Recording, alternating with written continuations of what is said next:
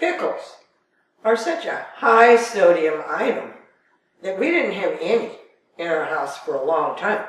There was just way too much sodium in them for me to even think about using on a sandwich or just to snack on them. We do like pickles. But I found them. Healthy Heart Market has pickles that are no sodium. They have no salt dill pickles. They've got no salt spicy hot dills. And they also have bread and butter, which it looks like we ate, and I'm going to have to order some more. It takes about a week and a half for them to get to you. So if you got that desire to have pickles, you know where you can get them.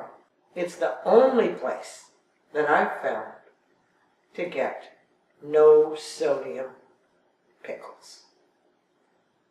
If my little tip has helped you be able to have some pickles in your life, please subscribe to my channel. Every Friday there'll be a new low sodium tip or recipe just for you.